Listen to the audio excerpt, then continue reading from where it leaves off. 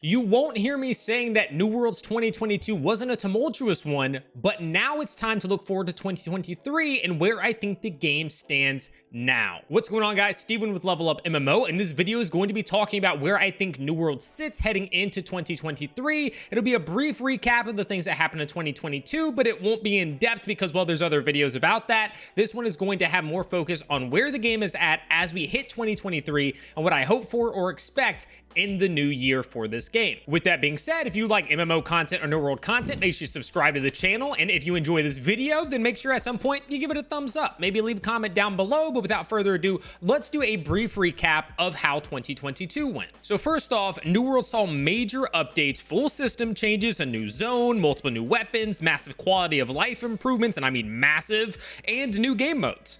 It was a massively different game at launch in terms of content than it is today as we start 2023. There is no denying that. I covered it in a recent video that the game is in a much better place than it was the first 2-3 months that it was in existence here in the open public. With all that said though, since the hype has died down around the Brimstone Sands update and the fresh start servers, there has been a steady decline in the player base. It peaked over 100,000 yet again when these things launched, especially the fresh start servers, but has dwindled itself down to about 45,000 as of the time of the recording. Now, I want to be very clear about this. Yes, this is a downward trend, but we need to go more in depth about this because this isn't just the doom is on the walls, it's all over. This game actually is in a better state than it was for a large portion of 2022. From February until like June or July, it was actually lower than this. It was down in the 20,000s up to like 30,000 before the hype started to come from Brimstone Sands, and it got up a little bit higher and then of course peaked during the two aforementioned stages. Now, you have to take a couple things into consideration with these numbers. One, it's the holidays. Viewership for a lot of things, gameplay for a lot of things tends to drop around this time of year as people are doing a lot of things, getting out, getting with family, taking breaks, whatever it might be. You tend to see these things happen, right? So I can tell you that my stream normally in December is lower viewership than other times, and that tells me that people may be playing games less as well. And so that's one factor. The other is that, well, the content drop happened. You saw the peak, and then there's the natural lull between that content drop and the next content drop. Also take into account that World of Warcraft released the Dragonflight expansion. And while this may normally see a little dip, I think it saw a greater one because this is the first expansion in 2 or 3 that everybody seems to agree is a good one. People are really praising the Dragonflight expansion for World of Warcraft. Even I've been playing and enjoying it. And I think that the culmination of all these things is the perfect storm that saw the dip that we saw. I knew there would be a dip, but I thought we might drop from 120K to maybe 60 or 70,000. We've hit 45, but we've been sitting at 45 for at least a couple days, a week or so. So maybe this is where we just stay for a while until the next update rolls around. And that's how these things work. It's a natural progression. A lot of players, not all, some people stick through. They're always there. They're always the people that can do anything in the game. They just like logging in. They enjoy the PvP elements, so they're just always in an OPR or an arena.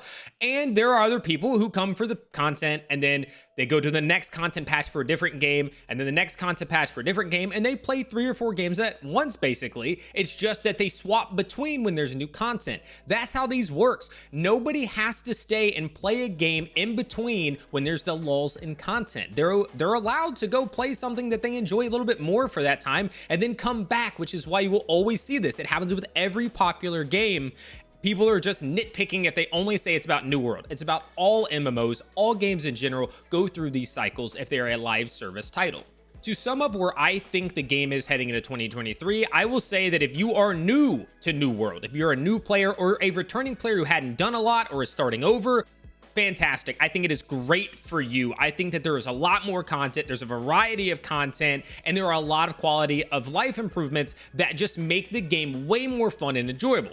However, if you are not a PvPer who can get more replayability out of the game, or somebody who is a completionist and is doing like every crafting thing, every gathering thing, and you're not a new player or a returning player, and you're somebody who's been sitting at 60 for months, and you're mostly a PvE person, you might dabble in PvP, but you're mostly PvE, the game is at a point where you can probably go do something else and then come back for the next content update.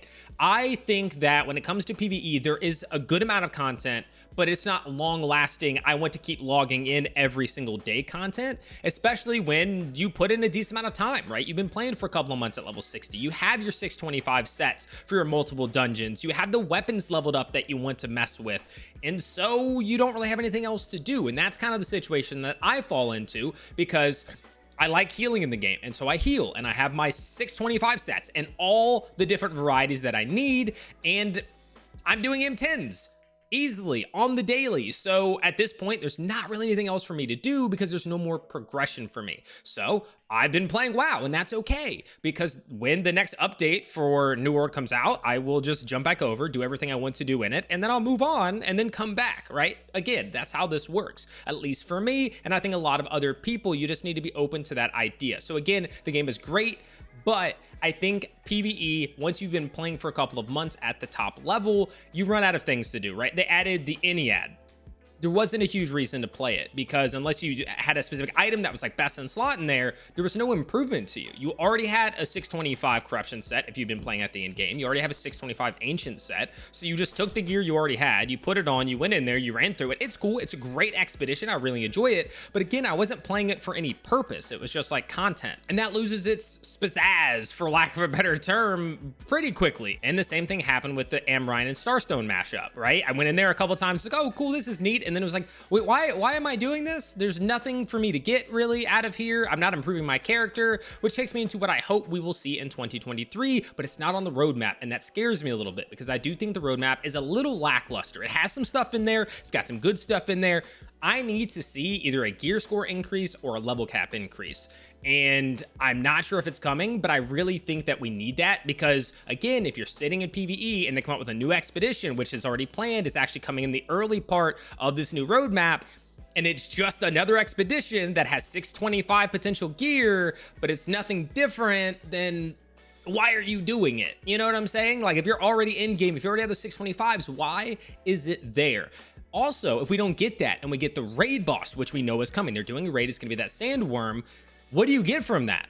How do they improve the gear? Now, I've also want to do a video on this, because maybe it's that gear has an extra perk on it that is raid tier. So it has the 3rd or 4th perk that you can't get off of, you know, regular gear, something like that, or they increase the gear score and you get that via the raid.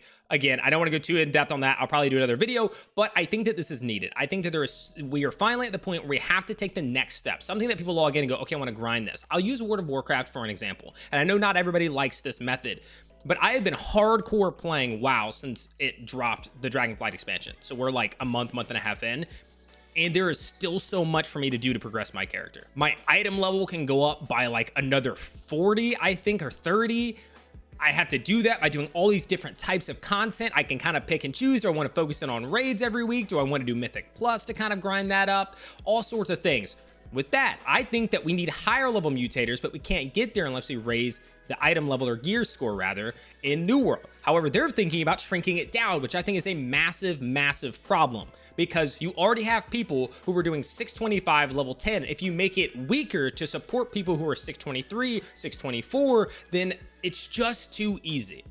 I don't want to go on a whole tirade about that, but that's where I think the game needs to go, is to add more depth to replayability, more things to do to get on and grind and to enjoy. I think Eternum is beautiful. I love the action style combat. It adds something a little different than your typical tab targeting. I like to do both clearly, but I want that to be something that I can hop on and play when I want and enjoy that without feeling like there's no purpose in what I'm doing. So that is where I think the game stands. Yes, the player base is down, but I think that we will see it jump back up when new updates come out, when the holidays are over. It may go back up by a little bit, and that's just the way that these things happen. It's not all doom and gloom just because it didn't maintain the peak hype player base. Games don't do that. Dragonflight, I'm sure, has even dropped. Other games, always when an expansion drops, it's exciting, it's hype, those players come down. So don't get all negative about it. New World is still a fun game. It's still a great game. I still love the things that they're doing with it. I'm looking forward to 2023. So now it's time for you to tell me what you think will happen and how you're feeling about the game as we head into the new year. Let me know down in the comments below, or stop by my stream, twitch.tv/heartbreaker_TV, and let me know live. And of course, as I said earlier, make sure you subscribe to the channel if you like New World or MMO content, and give the video a thumbs up. If you want to support me directly in the best way, you can also become a member by clicking the join button down below. Thank you all for watching, and good luck in your adventures.